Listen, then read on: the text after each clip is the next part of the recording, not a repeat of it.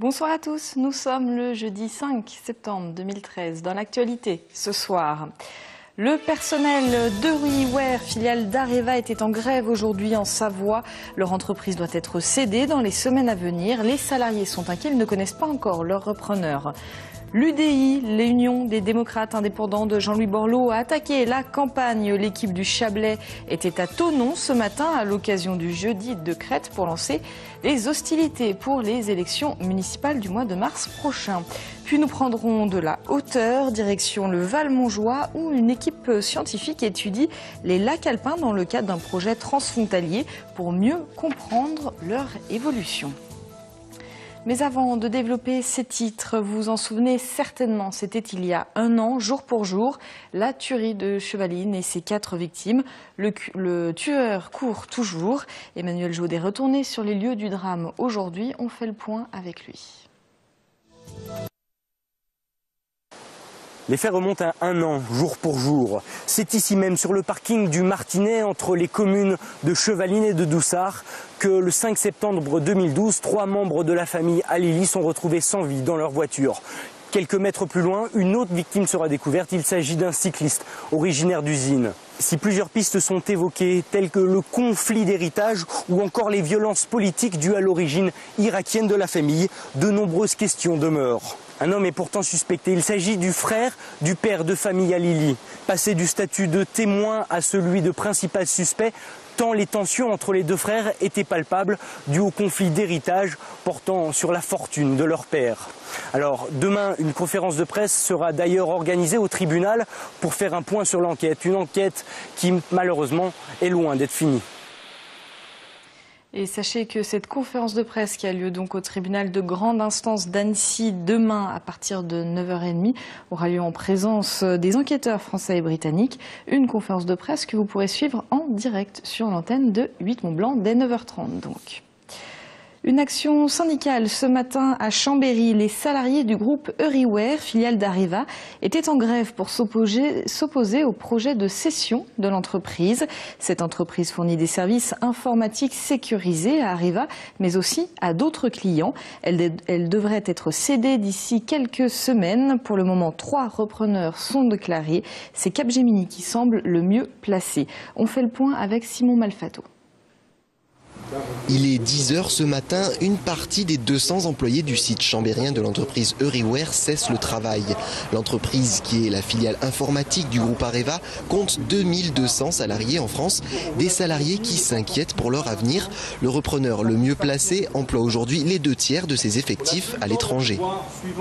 Il apparaîtrait que le groupe Capgemini serait en meilleure position pour reprendre Euriware.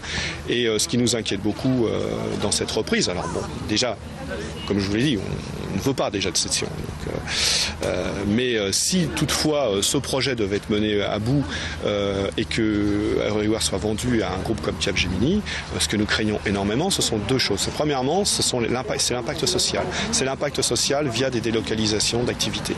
Le deuxième impact que nous voyons, c'est également le risque sur la sûreté nucléaire, puisque les délocalisations ne concerneront certainement pas que le site de Chambéry, concernera aussi d'autres sites d'Euriware qui travaillent eux par contre essentiellement pour l'informatique d'Areva. Quand on dit l'informatique d'Areva, ce n'est pas l'informatique des centrales nucléaires, mais c'est 300 applications qui gèrent les matières nucléaires, de leur production jusqu'à leur stockage, retraitement.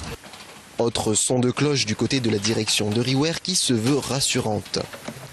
Ces craintes sont légitimes. C'est quand même un changement qui est en train de se préparer, qui est à l'étude. Donc il est normal que les inquiétudes émergent et ces inquiétudes, elles sont encore une fois légitimes. En revanche, dans le projet de partenariat et notre attente, c'est d'abord un projet industriel qui permette de développer Euriware, puisque c'est l'objectif premier de ce projet. Et le volet social est un élément primordial de ce projet. Donc aujourd'hui, il n'y a pas de raison d'être inquiet concernant une délocalisation d'emploi, parce que ce volet fait partie des attentes, des propositions des différents candidats. Ça veut dire que dans les négociations, la direction d'Euriware et d'Areva demande aux candidats de bien garantir l'emploi? Absolument. En attendant de connaître le nom du repreneur d'Euriware, la direction a promis d'informer la semaine prochaine en comité d'entreprise les salariés et les syndicats sur l'avancée des négociations. Et on reparle de la rentrée scolaire avec les derniers ajustements de la carte scolaire cette semaine et un soulagement pour les parents d'élèves de Seigny dans le pays de Gex. Leur forte mobilisation n'a pas été vaine. Ils étaient mobilisés dès le premier jour de la rentrée, vous le voyez sur ces images. Eh bien, ils ont obtenu une ouverture de classe, la 7e. L'école de Saint-Jean-de-Gonville aussi. Par contre, c'est la déception pour Ornex et la maternelle Prefsaint-Moins-les-Grands-Chênes. Les deux écoles n'ont pas obtenu d'ouverture de classe malgré une moyenne supérieure à 28 élèves par cours. Quelques images maintenant de Thonon où ce jeudi était un jour férié avec le traditionnel et ancestral jeudi de Crète. C'est le temps fort de la foire de Crète. Les rues aujourd'hui, vous le voyez, étaient noires de monde. Public et commerçants étaient nombreux pour ce rendez-vous incontournable de la cité chablaisienne. Et si tout le Chablais avait rendez-vous aujourd'hui à Thonon, les Genevois étaient également bien représentés puisque ce jeudi était aussi celui du jeune Genevois. Et c'est dans le cadre de ce jeudi de Crète que l'Union des démocrates indépendants a décidé de lancer sa campagne pour les élections municipales. Elles auront lieu au mois de mars prochain. 2 candidats pour Thonon et Évian étaient présents aujourd'hui dans le cadre d'un café politique Place des Arts à Thonon.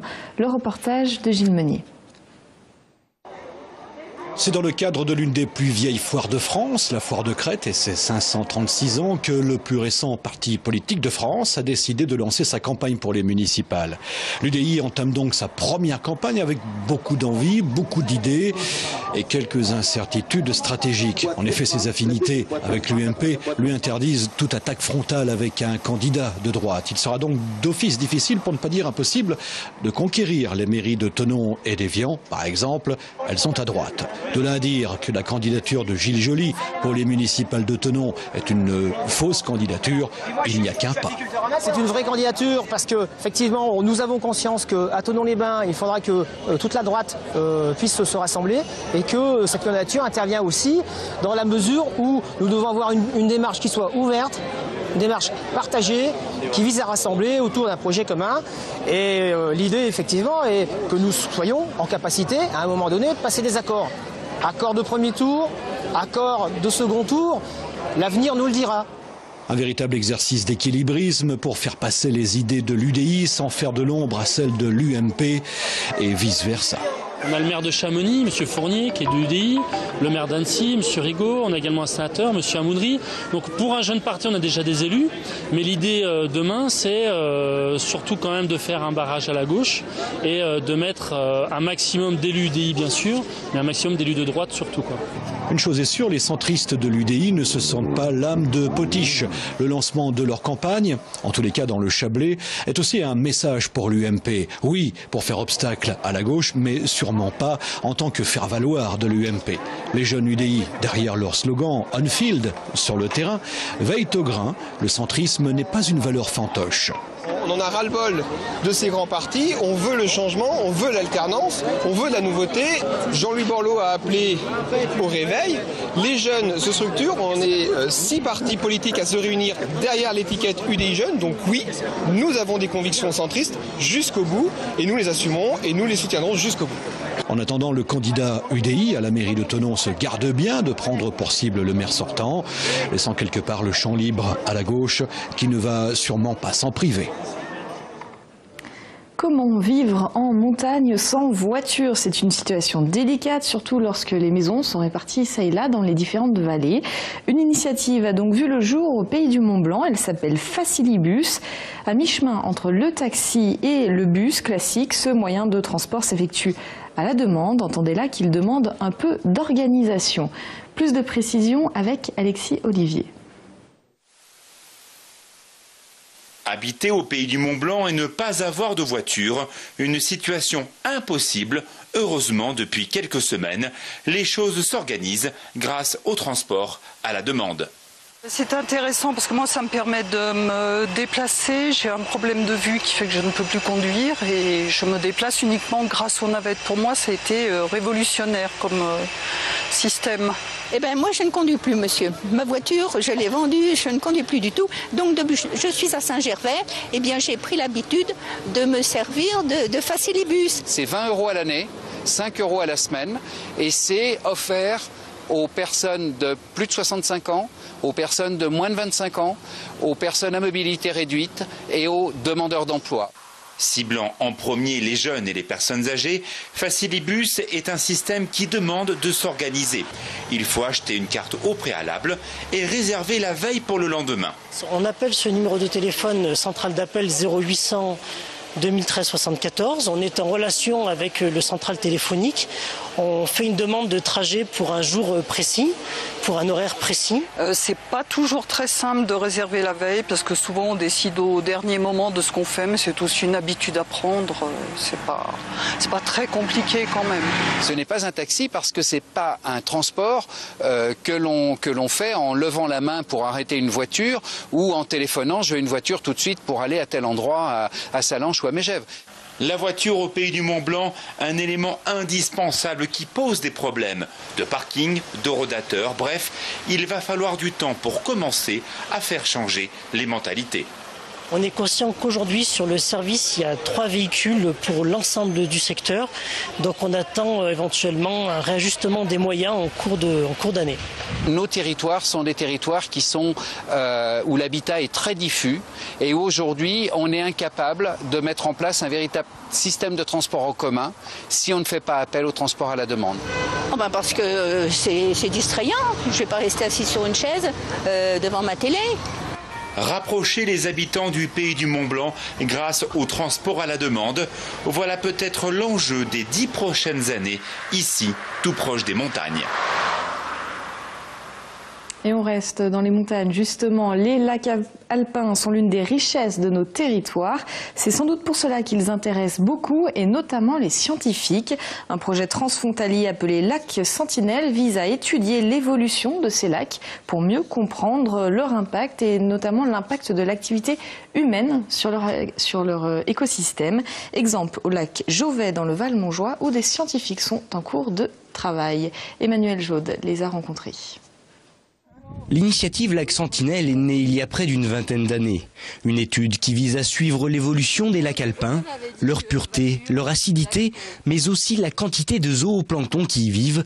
Toutes ces données sont soigneusement récoltées chaque année selon un cahier des charges très précis. On a une quantité énorme de données, donc il y a des thésards qui travaillent actuellement sur certains programmes de recherche en valorisant ces données, mais ça peut être dans le cadre de projets de recherche sur la reconstitution de l'histoire des lacs et des bassins versants, la mesure des PCB notamment dans les lacs d'altitude. Donc voilà, finalement, on peut pas. L'objectif aussi qu'on a, c'est de collecter des données, mais sans savoir comment elles pourront être valorisées dans 10, 20 ans. C'est vraiment le côté observatoire de ce réseau aussi. Et si ce sont les gardes de la réserve qui recueillent les échantillons, les données, elles, seront traitées à l'INRA de Thonon. Un partenariat qui permet d'année en année de suivre l'évolution de ces lacs d'altitude au profil si particulier. Disons que ce qu'il faut, c'est surtout avoir du recul par rapport à la donnée, parce qu'une donnée sur une année, elle n'a pas vraiment de signification. La donnée, elle commence à devenir intéressante quand on peut comparer plusieurs années d'affilée. Voilà. Là, ça fait une quinzaine d'années qu'on fait des prélèvements d'eau dans les lacs, donc on commence à avoir, on les connaît bien maintenant, ces lacs. On sait quelles sont leurs caractéristiques physico-chimiques, biologiques. Donc c'est des lacs maintenant qu'on maîtrise bien. Donc maintenant l'objectif c'est pas tant de connaître le lac, c'est surtout de voir comment il évolue au cours du temps. Conforté par une impulsion transfrontalière, on estime que le programme Lac Sentinelle permettra à terme de savoir si la baisse du niveau de l'eau du lac Jauvet est réellement une évolution naturelle ou si l'impact de l'homme a joué un rôle dans ce processus. Un enjeu de taille dans l'une des réserves les plus naturelles de Haute-Savoie. Les chercheurs peuvent être rassurés à Chamonix. Le ministère du Budget a annoncé au Centre de recherche sur les écosystèmes d'altitude, le CREA, qu'il ne vendait plus l'Observatoire du Mont-Blanc.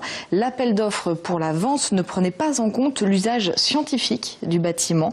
Un nouvel appel d'offres incluant cette vocation devrait avoir lieu plus tard. La mairie de Chamonix et le CREA ont déjà prévu de déposer une offre de rachat.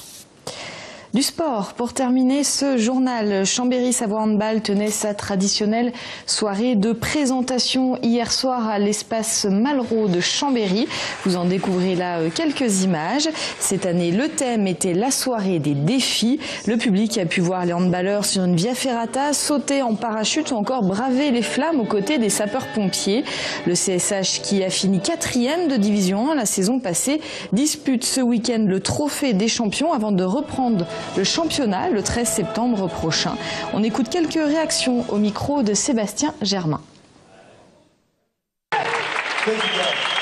Donc ça fait maintenant 12 ans qu'on fait cette soirée de présentation, donc il faut se renouveler un petit peu tous les ans.